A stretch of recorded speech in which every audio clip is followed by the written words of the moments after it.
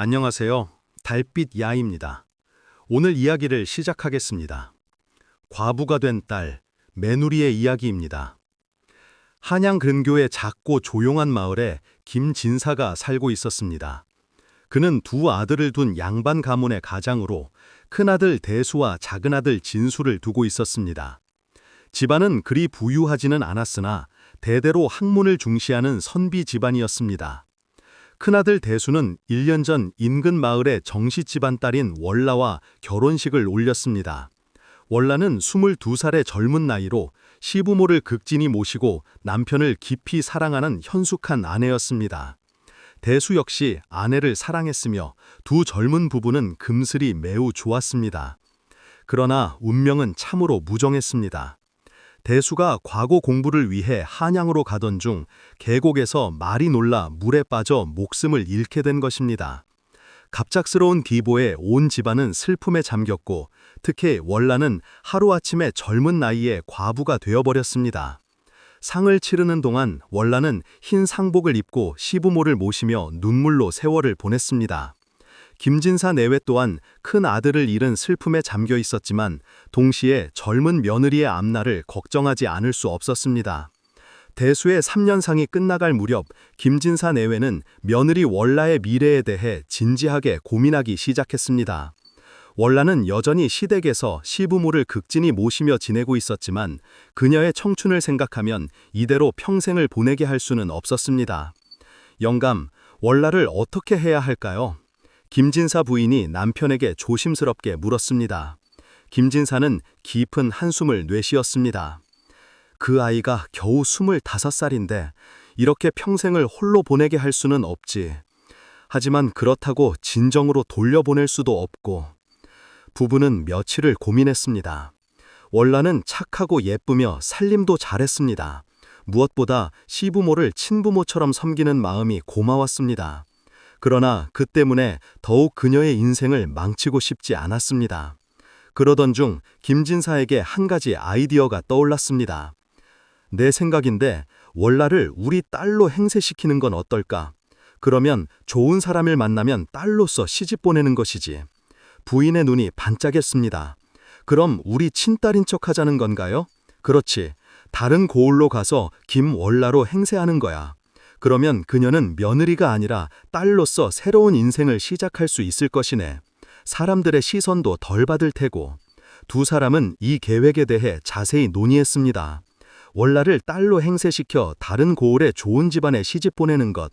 이렇게 하면 월라도 새로운 인생을 시작할 수 있고 시선도 피할 수 있을 것 같았습니다. 김진사 내외는 월라를 불러 자신들의 계획을 조심스럽게 설명했습니다. 우리가 너를 딸로 행세시켜 좋은 곳에 시집 보내려고 해. 다른 고을에 가서 우리 딸로서 새 출발하게 해주고 싶구나. 월라는 처음에는 당황했습니다. 대수에 대한 기억을 버리는 것 같아 마음이 아팠습니다. 그러나 시부모님의 진심 어린 배려를 느끼자 눈물이 났습니다. 아버님, 어머님, 저는 괜찮습니다. 이렇게 모시고 살겠습니다. 안 되느니라. 너는 아직 젊고 행복할 권리가 있단다. 우리도 네가 행복했으면 좋겠구나. 부인이 월라의 손을 잡으며 말했습니다. 대수도 저승에서 네가 행복하기를 바랄 것이야. 우리는 너를 친딸처럼 여긴다. 결국 월라는 시부모님의 뜻을 받아들였습니다. 김진사 낼외는 다른 고을의 중매쟁이를 찾아 딸을 시집 보내고 싶다고 했습니다. 우리 막내딸 월라를 좋은 곳에 시집내고 싶은데 혹시 괜찮은 집안이 있을까요? 중매쟁이는 월라의 이야기를 듣고 고개를 끄덕였습니다. 아, 그럼 박생은 어떠십니까? 아내를 잃고 3년째 호라비로 지내고 있는데 학문도 있고 인품도 좋고 나이는 적당하여 아씨와 잘 어울릴 것 같습니다. 박생은 인근의 선비로 아내를 잃고 혼자 살며 서당을 운영하고 있었습니다. 그는 성실하고 학식이 깊어 고을 사람들의 존경을 받고 있었습니다. 김진사 내외는 박생과의 만남을 주선했습니다. 처음 만난 자리에서 박생은 월라의 단정하고 아름다운 모습에 호감을 느꼈고 월라도 박생의 학자다운 품격과 진실한 마음을 느낄 수 있었습니다. 몇 차례 만남을 가진 후 두 사람은 서로에 대한 좋은 감정을 키워갔습니다.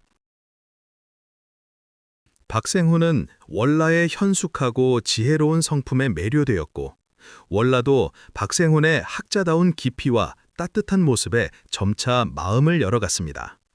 월라야, 박생훈은 어떤 사람인가? 부인이 조심스럽게 물었습니다. 좋은 분 같아요. 진심으로 저를 생각해 주시는 것 같아요. 월라가 수줍게 대답했습니다. 몇 달 후 두 사람은 결혼식을 올리기로 결정했습니다. 김진사 내외는 딸의 결혼식을 정성껏 준비했습니다. 월라가 박생훈과 행복하게 살게 되자 김진사 내외는 이제 작은 아들 진수의 결혼 준비를 시작했습니다. 진수는 형의 죽음 이후 더욱 부모님을 잘 모셨고 26세의 늦은 나이에 마침내 장가를 가게 되었습니다. 마침 좋은 인연이었던 진수도 현숙한 처녀와 결혼하게 되었습니다. 새 며느리는 월라와는 또 다른 매력을 지닌 사람으로 시부모님께 극진한 효성을 다했습니다. 이렇게 김진사 집안은 다시 웃음이 가득한 곳이 되었습니다. 작은 아들 진수 부부는 아들, 딸을 낳아 집안이 더욱 활기차졌고 월라도 박생훈과의 사이에서 아이를 낳아 화목한 가정을 이루었습니다. 명절이 되면 월라는 친정 부모처럼 김진사 내외를 찾아와 안부를 물었습니다. 김진사 내외도 월라를 친딸처럼 아꼈고 월라의 아이들을 외손주처럼 사랑했습니다. 영감, 그때 우리가 한 일이 참 잘한 것 같소. 부인이 남편에게 말했습니다. 그러게 말이오. 월라도 행복하고 진수도 좋은 아내를 만나 모든 일이 하늘의 뜻대로 잘 풀렸소. 어느 날 월라가 아이들을 데리고 김진사 집을 방문했을 때 할아버지와 할머니가 된 김진사 내외는 손주들을 무릎에 앉히고 옛날 이야기를 들려주었습니다. 내 어미는 정말 착한 딸이란다. 부모님 말씀 잘 듣고 좋은 사람 만나서 행복하게 살고 있어. 월라는 그 말을 들으며 가슴이 따뜻해졌습니다. 처음에는 대수를 잇는다는 마음에 짐도 있었지만 이제는 시부모의 깊은 사랑과 배려에 감사하는 마음만 가득했습니다. 김진사 집안은 이렇게 큰 아들에 대한 슬픔을 겪고 작은 아들을 장가 보내며 모든 가족이 행복하게 살아갈 수 있게 되었습니다. 때로는 가족의 진심 어린 배려와 지혜가 모든 사람을 행복하게 만들 수 있다는 것을 보여주는 이야기입니다. 신랑을 기다리는 마을 신부. 경기도 가평당에 한 총각과 그의 어머니가 살고 있었습니다.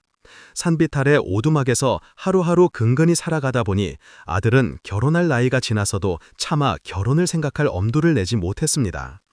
동네 친구들이 하나 둘씩 짝을 만나 결혼하고 아이를 낳는 모습을 보며 총각은 마음이 씁쓸했습니다.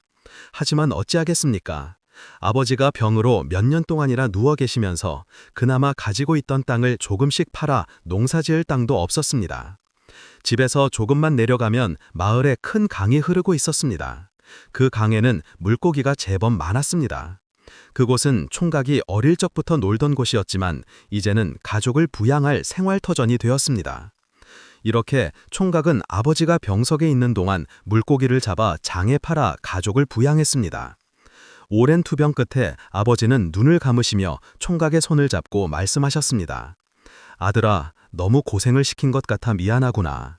내가 없더라도 어머니를 잘 모시고 좋은 처자 만나서 잘 살도록 하거라. 아버지가 그렇게 떠난 후 아들은 어머니를 편히 모시고 돈을 모아 아내를 얻기 위해 더 열심히 일했습니다. 총각은 아침부터 저녁까지 강에 나가 물고기를 잡았습니다. 어머니, 다녀오겠습니다.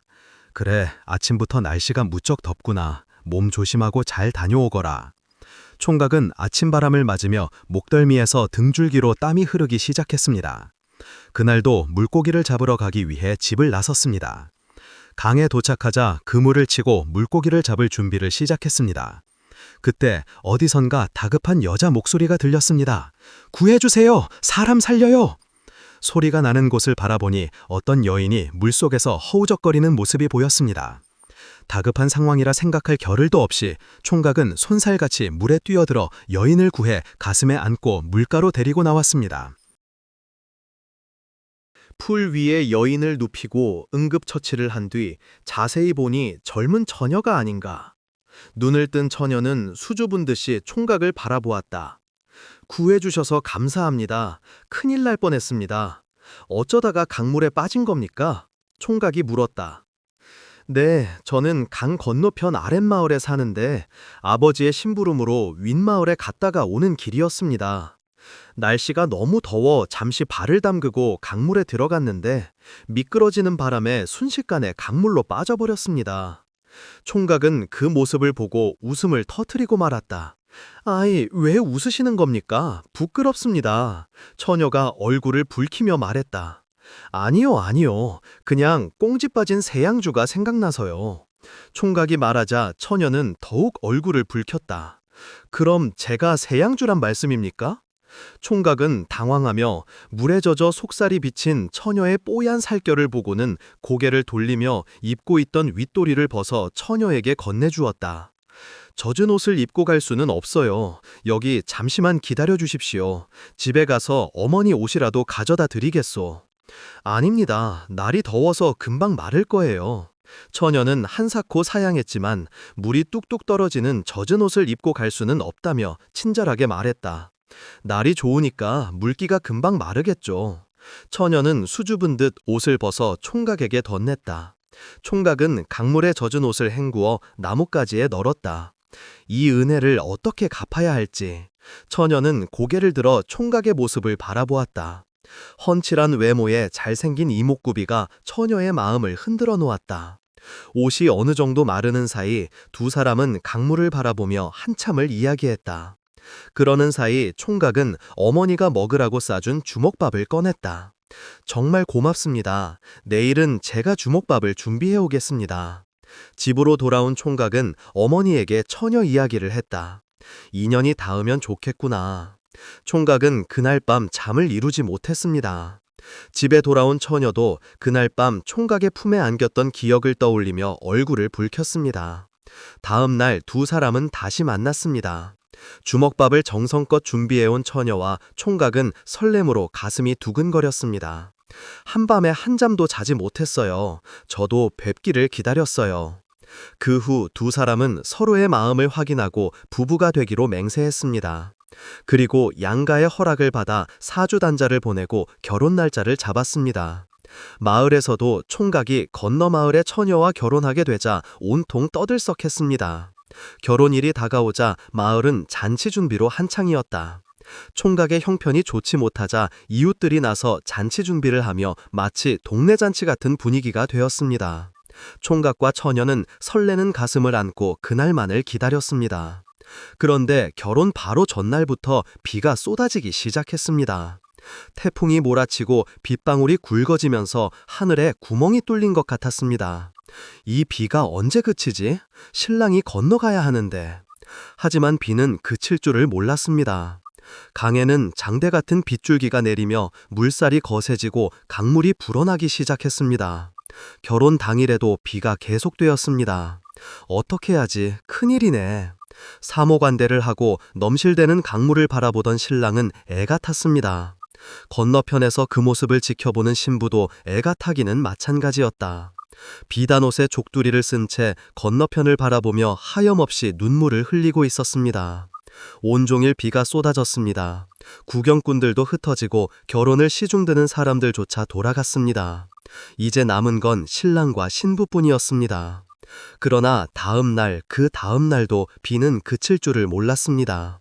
서방님, 빗소리를 뚫고 건너편에서 희미하게 부르는 소리가 들렸습니다. 강물을 사이로 두고 두 사람은 애절하게 서로를 불렀습니다. 어쩌면 좋아. 신랑 신부 저러다 무슨 일이 나겠어? 글쎄 말이야. 말려고 소용없다니까. 아이고, 하늘도 무심하지. 비가 그칠 기미가 안 보이는구만.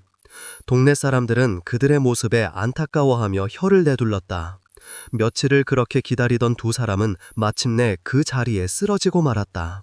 그때 하늘에서 불빛이 번쩍였고 천지를 진동하는 천둥 소리가 울려 퍼졌습니다. 아이고, 이게 뭔 소리야. 사방이 조용해지자 동네 사람들은 신랑 신부가 걱정이 되어 강가로 몰려 나왔다. 그런데 이게 어찌 된 일인가? 세상에, 저게 뭐야? 아이고, 이게 어떻게 된 일이야? 두 사람의 모습은 어디에도 보이지 않았다. 다만 강을 사이에 두고 그들이 있던 자리에는 사모관을 닮은 바위와 족두리를 쓴 모습의 바위가 서로 마주보며 덩그러니 서 있을 뿐이었다. 셋째 딸에 대한 앙증맞은 거짓말. 덕팔은 황년감의 머슴으로 3년째 일하고 있었다. 아니, 정확히 말하자면 황년감의 셋째 딸과 혼인시키겠다는 약속을 믿고 세금 한 푼 받지 않고 머슴살이를 하고 있었다. 정신 차려 이 친구야, 냉수 먹고 속 차리게. 친구들이 그렇게 얘기하면 아니야, 틀림없이 약속했어 하고 덕팔이 대답했다. 그러던 덕팔이도 한 해 한 해 세월이 흐르자 조급해졌다. 어르신, 언제쯤 결혼을 시켜주실 건가요? 아, 급하기는 애가 조금 더 커야지. 황년감은 그때마다 이렇게 둘러댔다. 하지만 봉긋하고 둥글스름한 몸매를 보아하니 더 이상 기다릴 수 없었다. 못 기다리겠구만요. 올해 안에 식 올려주세요. 마음이 급해진 덕팔은 성을 내며 말했다. 황년감은 덕팔을 데려와서는 세금도 안 주고 실컷 구려맞고 있지만 막상 사위를 삼자니 다른 마음이 드는 것이었다. 저러다 힘들면 제풀에 지치겠지. 황년감의 셋째 딸은 지영이었다. 이성의 눈을 뜨기 시작하면서 지영은 신랑감에 대한 막연한 동경이 있었다. 그 또래 처녀라면 누구나 그렇듯이 말이다. 지영은 덕팔이 처음에는 마음에 들지 않았다. 언니들을 통해 덕팔이 신랑이 될 거라는 얘기를 들었을 때 얼마나 놀랐는지 모른다. 머슴 같은 덕팔이 신랑이 된다니. 그 이야기를 처음 들었을 때 지영은 울면서 아버지에게 따지러 갔다. 아버지, 저 머슴을 대릴사미로 삼으려고 데려온 거예요? 아니다. 누가 그런 헛소리를 하더냐. 황년감은 순간 딱 잡았다. 아버지, 그 말 사실이죠?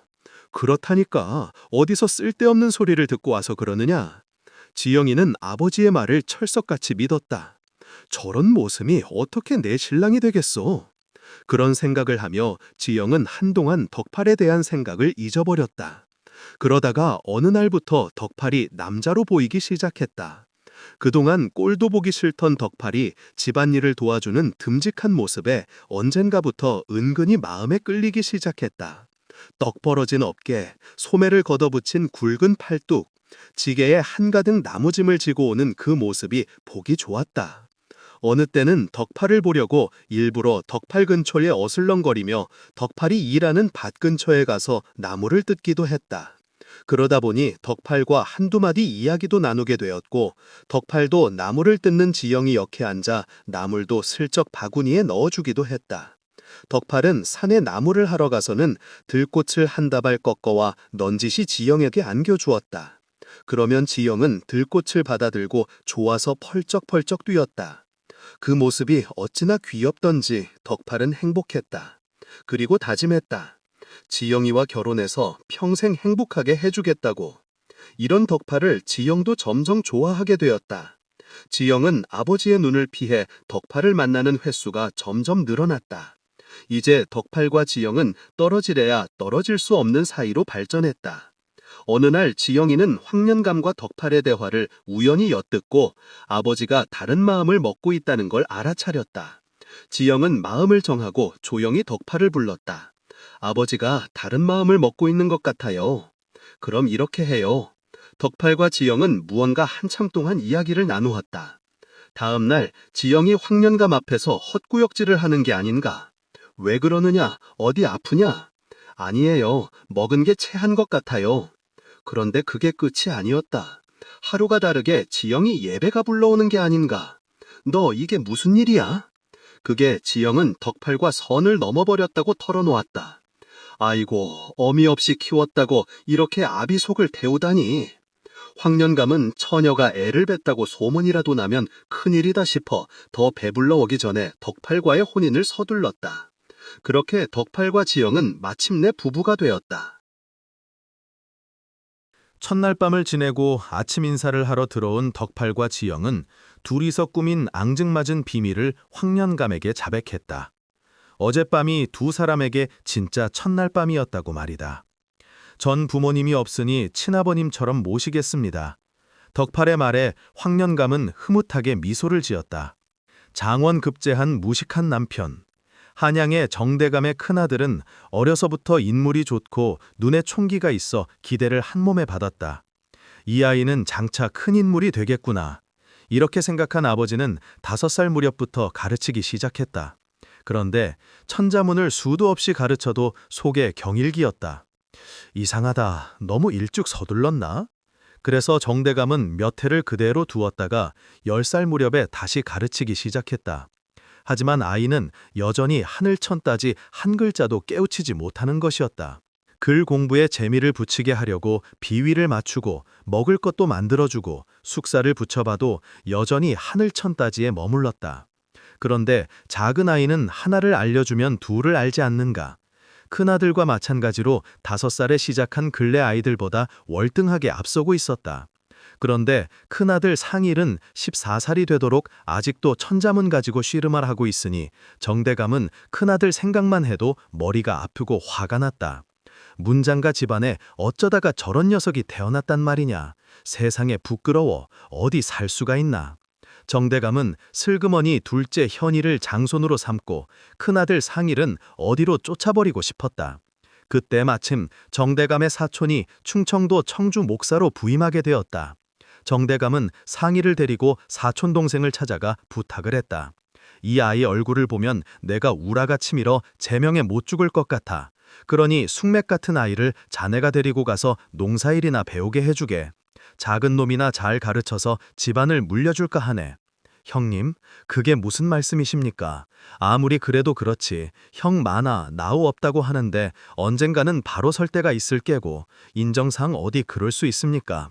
하지만 정대감의 결심은 돌이킬 수 없을 만큼 확고했다. 정대감은 상의를 불렀다. 글 공부는 안 해도 좋으니 내 당을 따라가서 농사일이나 배우고 살거라. 다시는 아비 앞에 나타날 생각 말고 아비 앞에 나타났다가는 그냥 두지 않을 게다. 상일은 그 말을 듣고는 눈물만 흘리고 있었다. 청주 목사는 아버지에게 홀대를 당하는 그런 당지를 보니 너무나 가슴이 아팠다.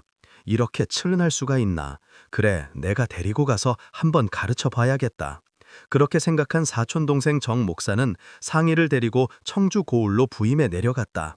그런데 정 목사가 열심히 가르쳐도 상일의 글재주는 조금도 나아지지 않았다. 더는 방법이 없군. 마침내 포기한 그는 상일을 관가에서 잔심부름이나 시키기로 했다. 세월이 흘러 어느덧 상일의 나이 18살이 되었다. 정 목사는 상일의 마땅한 혼처를 찾아보기로 했다. 구실 못하는 조카를 언제까지나 들이고 있기도 그렇고 머지않아 다른 곳으로 부임해갈 마당에 지역 토반의 사위로 보내 이곳에 자리 잡게 해야겠다는 생각이었다. 때마침 이생이라는 부유한 지역 토반 한 사람이 현숙한 딸을 두었다는 얘기를 듣고 통원을 했다. 내 조카와 그대의 딸을 혼인시키면 어떻겠소? 그 말을 들은 이생원은 한편으로는 좋기도 하지만 의심하지 않을 수 없었다. 목사의 당질이 한양 정대감의 큰아들이라는데 문제가 있지 않고서 왜 우리 집안과 혼인을 하자는 걸까? 그렇게 생각한 이생원은 대놓고 이유를 물었다. 어르신, 대감과 사위를 맺는 건 좋지만 뭔가 문제가 있어서 그런 건 아닌지요? 그러자 정 목사는 숨김없이 사실을 털어놓았다. 당질이 인물도 좋고 인성도 훌륭한데 글재주가 없어서 이렇게 나한테 와 있는 거요. 사지도 멀쩡하고 다른 문제는 전혀 없어. 이생우는 돌아가다가 관청에서 심부름하는 상의를 슬쩍 보고는 생각했다. 대감과 사돈을 맺으면 우리 집안 격도 올라갈 테고 저렇게 인물 좋고 허우대 멀쩡한데 문필 좀 떨어지면 어때? 이생우는 마침내 허원을 하기에 이르렀다. 상일은 이생의 딸과 혼인을 하고 그 집으로 들어갔다. 그 뒤로 석 달이 지난 후 정 목사는 임기가 다 되어 한양으로 올라갔다. 상일은 아내의 방에서 자고 일어나면 마루 끝에 나와 하늘을 올려다보며 한숨만 내쉬었다. 보다 못해 아내가 한마디 했다. 그렇게 허구한 날 하는 일 없이 가만히 있으면 안 되지 않아요? 글 공부라도 하면 좋을 텐데. 5살 때부터 아무리 배우려 해도 되지 않아. 이렇게 쫓겨난 거 아니요. 글 공부 얘긴 하지도 마시오. 상일의 아내는 오라비들 틈에서 글을 배워 글재주가 일줄장했다. 사내였으면 한가닥 했을 텐데 아깝구나. 이생환이 그런 생각을 했을 정도였다. 남편 앞에서 글 공부 얘기를 꺼낼 수 없게 된 상일의 아내는 다른 방법을 생각해냈다. 상희를 데리고 밖에 나갈 때마다 노래도 불러주고 이야기도 들려주었다. 그런데 그 노래나 이야기가 모두 글귀와 책에 있는 내용을 꾸며낸 것이었다. 어느덧 상일은 아내의 얘기에 흥미를 느끼고 들려준 이야기를 기억해내곤 했다. 여보, 그 얘기가 어디 있는 건지 알기나 해요? 어디 있다니 당신이 지어낸 거 아니요? 아니에요. 그게 모두 당신이 그렇게 싫어하는 책 속에 있는 내용이란 말이에요. 머리가 나쁘다고 하더니 그 내용을 다 기억하는 걸 보니 당신은 머리가 좋은 사람이에요. 너무 어릴 때 글을 접하다 보니 거부감이 들었던 모양이에요. 그때부터 상일은 아내가 내어주는 온갖 책들을 섭렵하기 시작했다. 그동안 백지처럼 비어있던 머릿속에 차곡차곡 지식을 쌓아갔다. 그러기를 몇 년 만에 정상일은 소과에 합격하고 이후 뛰어난 문장가로 학자가 되어 있었다. 어느 봄 아내가 상일에게 과거를 보길 권했다. 한양에 가서 과거도 보고 돌아오는 길에 부모님도 뵙고요. 좋은 말이오만 쫓겨난 처지에 어찌 다시 돌아갈 수 있겠어. 그러면 이렇게 평생 촌부로 사실 거예요. 상일은 아내가 마련해준 여비로 한양으로 떠났다. 과거 시험장에 들어선 상일은 자리를 잡다가 마침 과거를 보러 온 동생 현이를 만났다. 형님, 어떻게 지내셨습니까? 당한테서 혼인하고 청주에 살고 있다고 소식은 들었지만 그래, 부모님은 무고하시고? 그럼요. 그런데 여긴 어떠해? 현일은 형이 과거 시험을 보러 왔다니 믿을 수 없다는 표정이었다. 그렇게 시험을 마치고 둘은 서로 헤어졌다. 마침내 발표 날이 되었다. 정대감 집에 고관들이 찾아와 문을 두드렸다. 장원급제를 축하드리오. 정대감을 비롯해 모두 둘째 아들 현일이 장원급제한 거로 생각했다. 그런데 장원급제자 이름을 보니 정상일이었다. 정상일? 혹시 잘못된 거 아니요? 정현일이니요? 그런데 명단을 보니 장원급제 정상일이란 이름이 뚜렷하게 쓰여 있지 않은가. 그때 둘째 아들이 과거 시험장에서 형을 만났다는 얘기를 했다. 그렇다면 그동안 그 아이가 문장가가 되었단 말이더냐.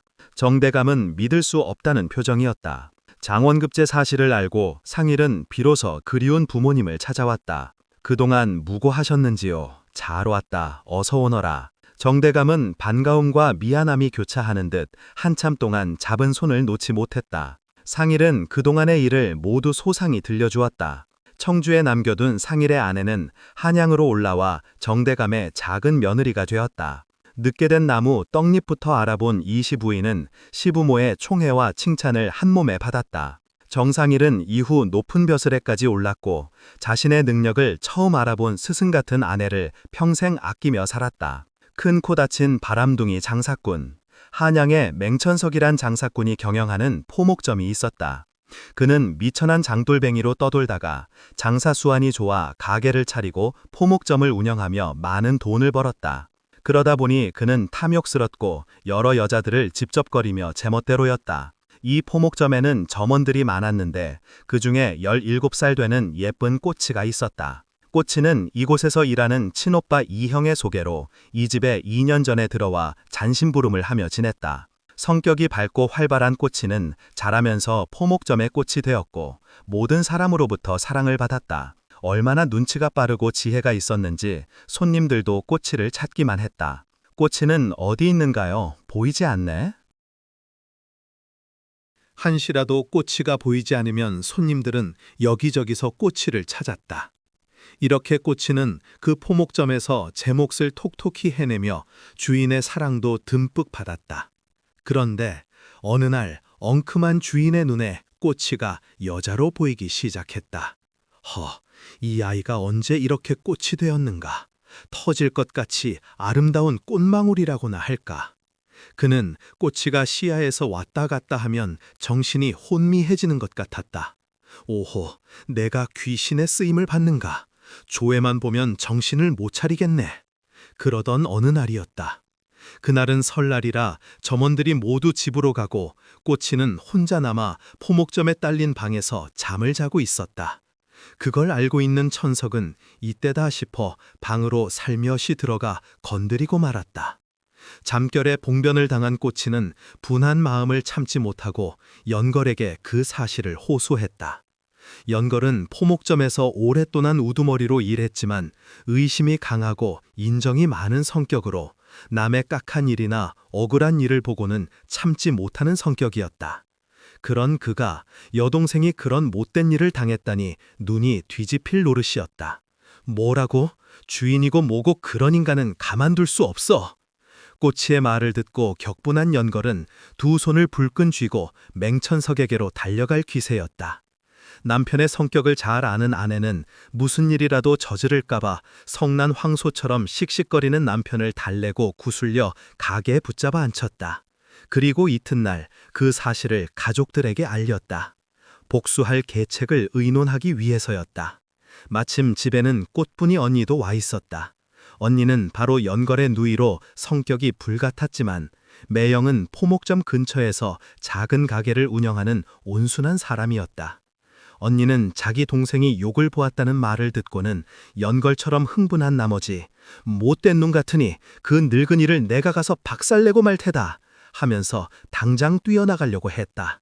거기에 있던 사람들이 간신히 말린 다음에 함께 모여 복수할 계책을 의논했다.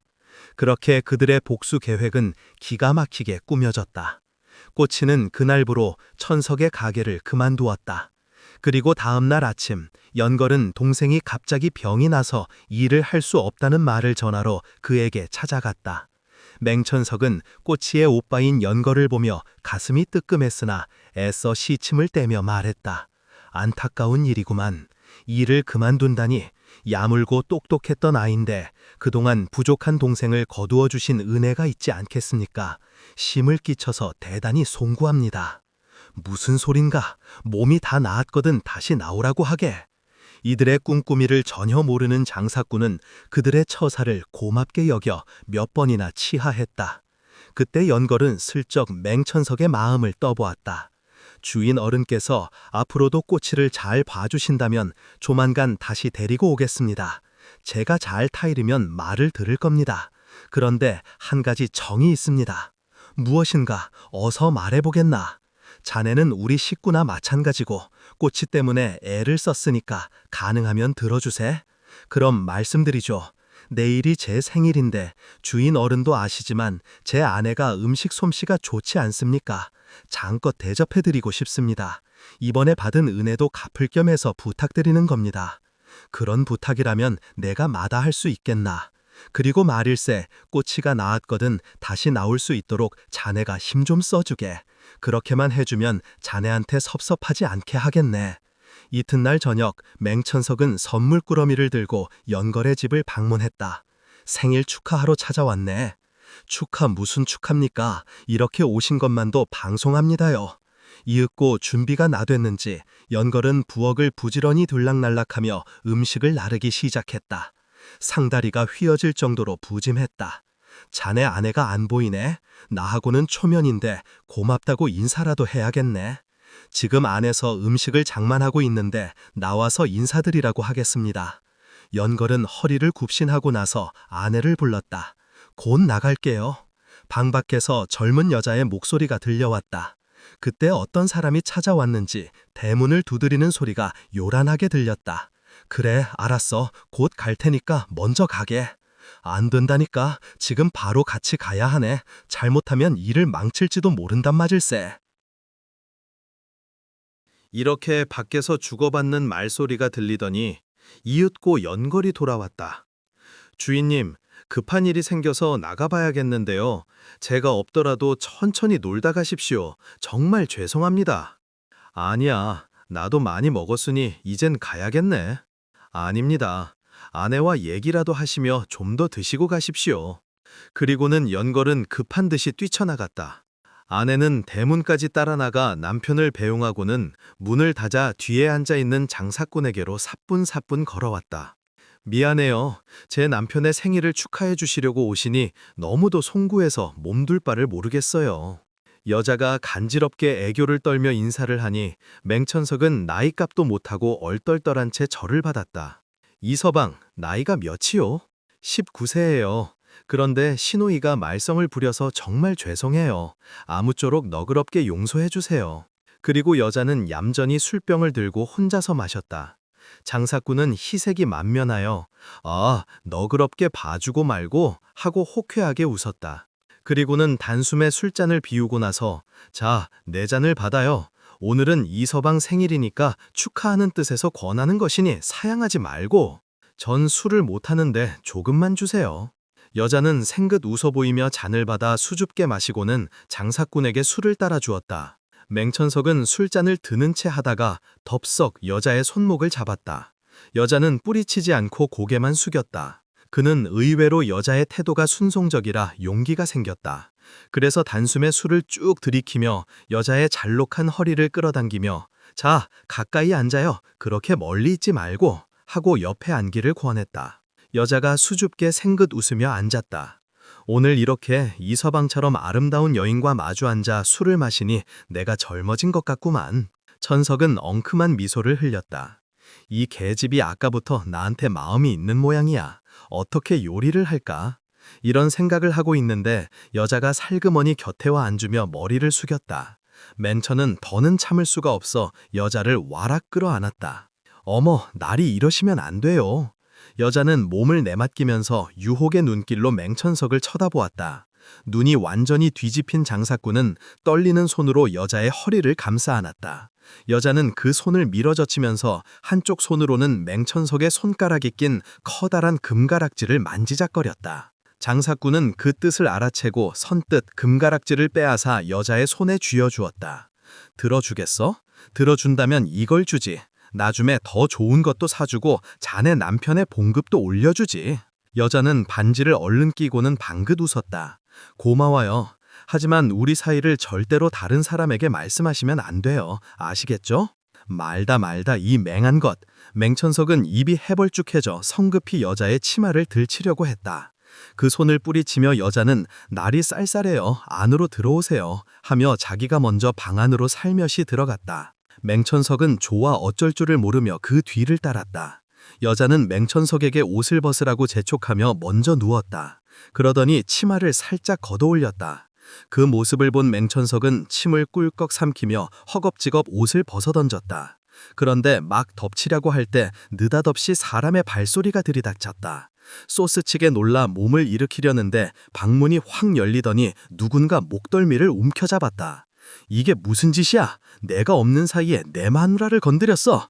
그 사람은 바로 여자의 남편 이영걸이었고 뒤이어 이영걸의 누이와 매영이 문 앞에 서 있었다. 맹천석은 얼굴이 사색이 되어 바들바들 떨었다. 이 영감탱이를 관가에 고발해야겠어. 우리 동생을 건드리고도 모자라서 내 마누라까지 욕을 보이려고 하느냐. 이 천하의 못된 들끈이야. 버럭 소리를 지르며 그들은 맹천석의 엉덩이를 냅다 걷어찼다. 어이쿠! 맹천석은 비명을 지르며 앞으로 꼬꾸라지다가 얼른 몸을 일으켜 방바닥에 꿇어 엎드려 벌벌 떨면서 머리를 조아렸다. 내 놈이 나의 어린 동생을 건드려 병에 걸리게 하더니 오늘은 마누라를 욕보이는구나. 벌을 받아야겠다. 그러면서 장사꾼을 사정없이 두들겼다. 초주검이 된 맹천석은 온몸을 웅크리며 사시나무처럼 떨기 시작했다. 미안하오. 잘못했어. 그러니 그만하시오. 꽃뿌리에게는 내가 못할 짓을 했소이다. 내 사죄의 의미로 1,000냥을 꼬치에게 보내주겠소. 잘못을 저지른 맹천석은 이튿날 1,000냥을 보내왔다. 그 후 이영걸은 포목점을 그만두고 매형과 함께 가게를 키워나갔으며 얼마 지나지 않아 근동에서 소문난 장사꾼이 되었다. 어머니의 소원, 아버지의 눈물 속에 지리산에 금실 좋은 부부가 살고 있었다. 집 뒤쪽 산에는 철마다 산나물과 약초가 수도 없이 널려 있었다. 이른 아침이면 아내는 소쿠리를 들고 남편 배서방은 망태기를 메고 집을 나섰다. 부부는 바쁜 농사일을 제외하고는 하루도 쉬지 않고 부지런히 산으로 돌아다녔다. 5일장이 열리는 날이면 아내는 산나물을, 배서방은 약초를 캐서 내다 팔았다. 농사지을 전답은 많지 않았지만 철 따라 나오는 희귀한 약초 덕분에 살림이 넉넉했다. 배서방은 7살 때부터 할아버지와 함께 약초를 캐러 다녔고 할아버지가 가르쳐준 덕분에 지리산에 있는 약초란 약초는 모르는 것이 없을 정도였다. 어느 날이었다. 장독대에 수북히 쌓인 흰 눈이 햇빛을 받아 찬란한 빛을 반짝이고 있었다. 그동안 눈이 와서 꼼짝 못하고 있던 배서방이 아침을 먹고 한마디 했다. 아이고, 눈이 그저 다행이구만. 오늘은 산에 올라가 뭐라도 캐워야겠어. 그동안 눈이 와서 산에 못 갔는데. 그러면서 망태기를 집어들더니 산에 올라갈 준비를 하는 것이었다. 그 모습을 본 아내가 옆에서 한마디 거들었다. 여보, 저하고 같이 가요. 아니요, 눈이 와서 위험해. 당신은 군불이나 떼고 따뜻한 방에서 애들하고 있어. 나 혼자 다녀올 테니. 군불은 아침에 당신이 뗐잖아요. 눈이 와서 위험하니 같이 가는 게 좋겠어요. 아내는 살아놓은 고구마를 몇 개 지어 작은 망태기에 넣었다. 추운 날씨에 집에 있으면 좋겠구만. 그리 나야 심심하고 좋지 뭐. 남편도 아내의 동행이 싫지 않은 표정이었다. 그들 부부는 이렇게 서로를 아끼며 아들, 딸 3남매를 낳아 웃음꽃을 피우며 잘 살고 있었다.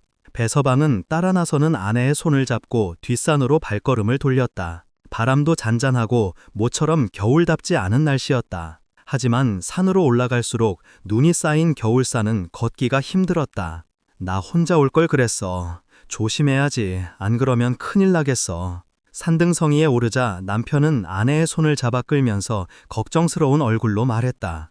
조심할게요. 아내는 도리어 짐이 되는 것 같아 남편에게 미안한 마음이 들었다. 그때 저만치 앞에 있는 커다란 나무에 겨우사리가 보였다. 남편이 능숙한 솜씨로 나무에 올라가 겨우사리를 채취하면 아내는 밑으로 떨어지는 겨우사리를 차곡차곡 망태기에 넣었다. 그런데 갑자기 한기가 돌면서 온몸이 덜덜 떨리기 시작했다. 나무에서 내려온 남편은 입술이 파랗게 변한 아내를 보고 깜짝 놀랐다. 여보, 왜 이렇게 떠는 거요? 안 되겠어. 빨리 내려갑시다. 아내는 추운지 온몸을 부들부들 떨고 있었다. 여보, 너무 추워요. 빨리 내려가요. 남편은 아내의 손을 잡고 한 발 한 발 조심스럽게 산에서 내려오고 있었다. 그런데 이게 무슨 일인가?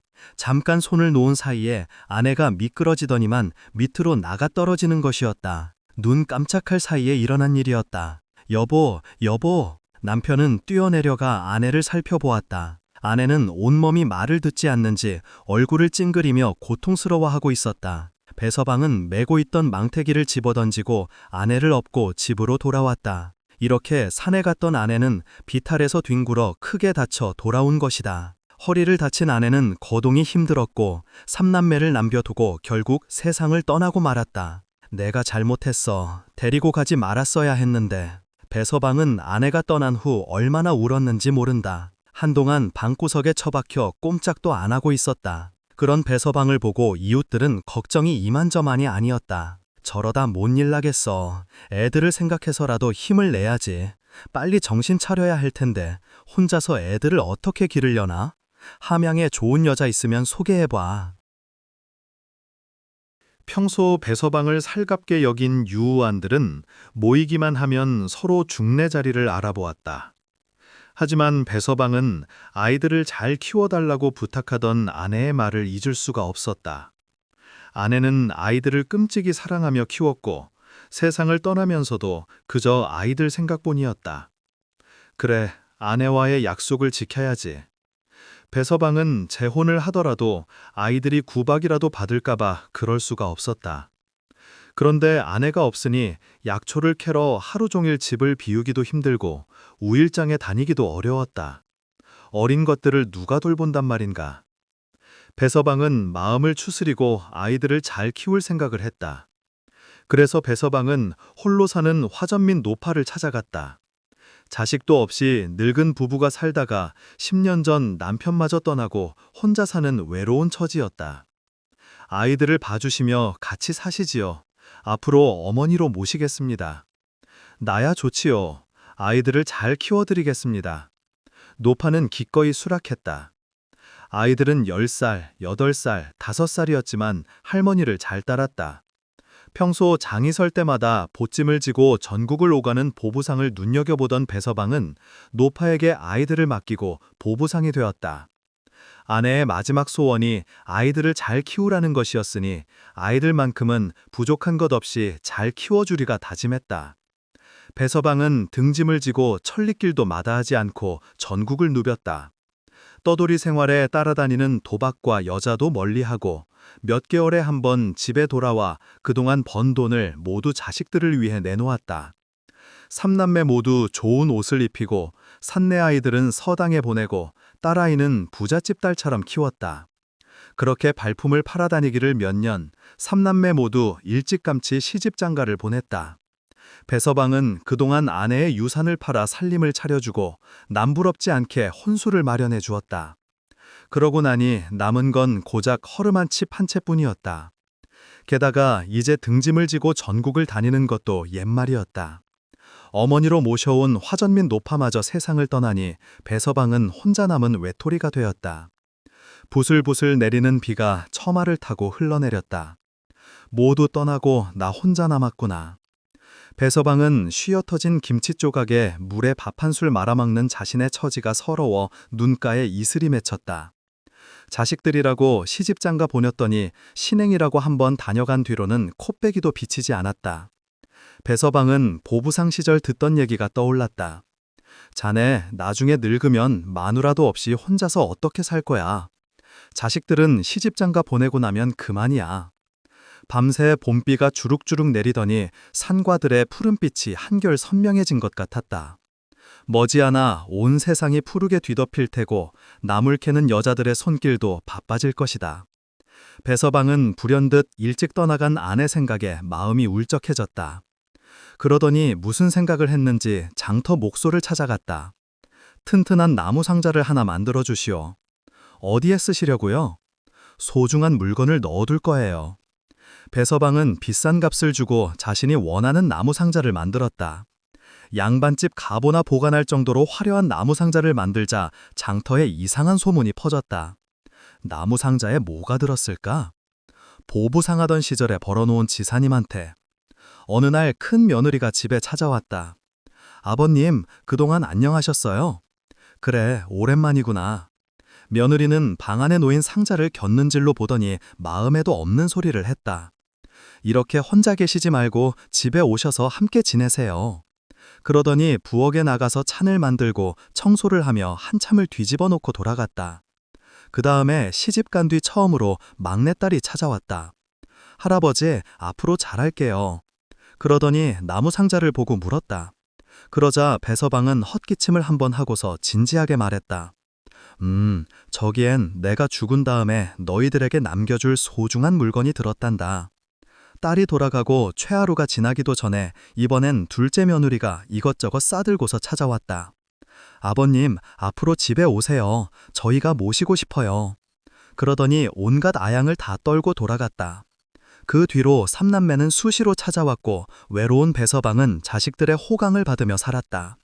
몇 년 후 늦가을 낙엽비가 굴러다니고 찬바람이 불 무렵 배서방은 세상을 떠났다. 남겨둔 건 허물어져 가는 오두막과 나무 상자뿐이었다. 삼남매는 아버지가 남겨준 나무 상자 앞에 모여 앉았다. 내가 큰아들이니 절반은 가져야겠다. 무슨 소리예요, 오라버니. 공평하게 나눠야지. 넌 출가인이잖아. 그렇게 목청을 높이며 큰아들이 상자를 열었다. 그런데 상자가 열리자 모두 탄식하며 입을 다물지 못했다. 그 안에는 죽은 아내가 쓰던 낡은 반지와 삼남매가 쓰던 기저귀가 소중하게 들어있을 뿐 돈은 한 푼도 들어있지 않았다. 상자 밑바닥에는 돈보다 더 소중한 것이라는 글이 쓰여 있었다. 자식들은 서로 민망한지 한동안 말이 없었다.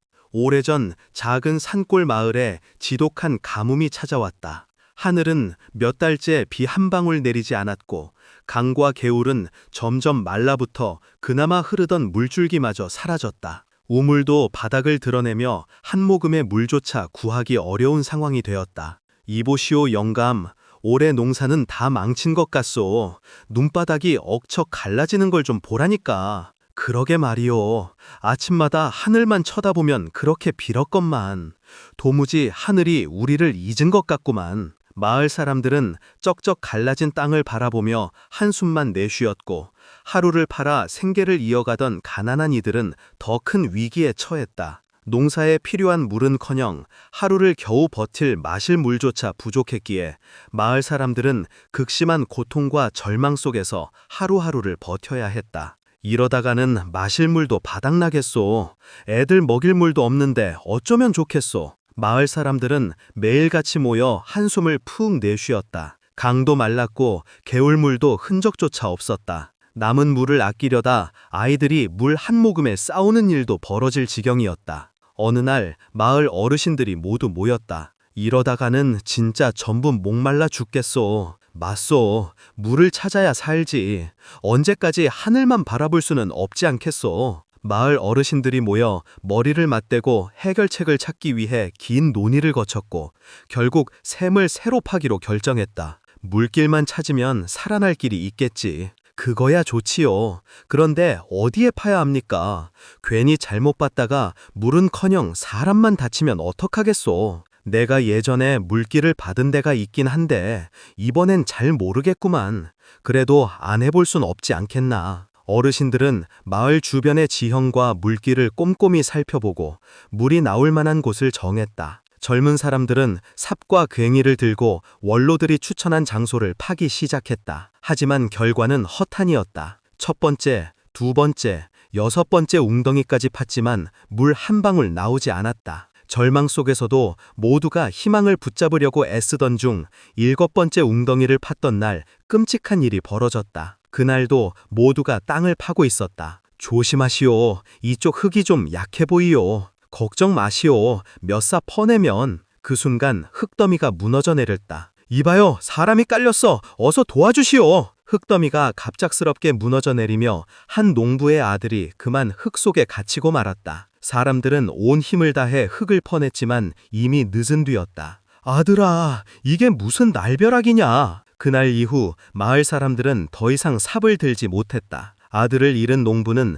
땅에 주저앉아 흐느꼈고 마을 사람들은 더 이상 작업을 이어갈 수 없었다. 공포와 슬픔 속에서 샘을 찾는 일을 포기하고 흩어졌다. 마을은 그 어느 때보다 침울해졌다. 그런데 한 사람만은 포기하지 않았다. 바로 아들을 잃은 농부였다. 아들을 잃은 농부는 땅을 헛되이 할 순 없어. 물을 찾아야 해. 그는 홀로 8번째 웅덩이를 파기 시작했다. 아무도 돕지 않았지만 그는 밤낮을 가리지 않고 삽질을 멈추지 않았다. 노인의 손은 상처투성이가 되었고 몸도 마음도 지쳤지만 그는 절대 포기하지 않았다. 아버지, 끝까지 해보세요. 물은 반드시 나올 거예요. 아들의 목소리가 귀에 맴도는 듯했다. 그러던 어느 날 노인은 결국 기진맥진한 몸으로 웅덩이 안에 쓰러졌다. 정신이 아득해지는 순간 그의 눈앞에 백발의 노인이 나타났다.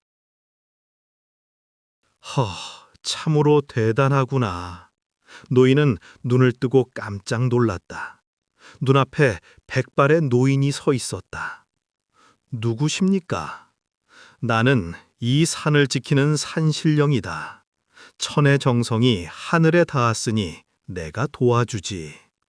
정말입니까? 어딥니까? 제발 말씀해 주십시오. 뒷선에 고목나무를 찾아라. 그 나무 오른쪽으로 100보 떨어진 곳에 물줄기가 있다. 그곳을 봐라. 산신령은 그렇게 말을 남기고 호련히 사라졌다. 정신을 차린 노인은 삽을 들고 산신령이 말한 장소로 향했다. 고목나무를 발견한 그는 온 힘을 다해 땅을 파기 시작했다. 이제 조금만 더. 얼마나 시간이 흘렀을까? 삽질 소리와 함께 갑자기 땅 속에서 굵고 시원한 물줄기가 솟아오르기 시작했다.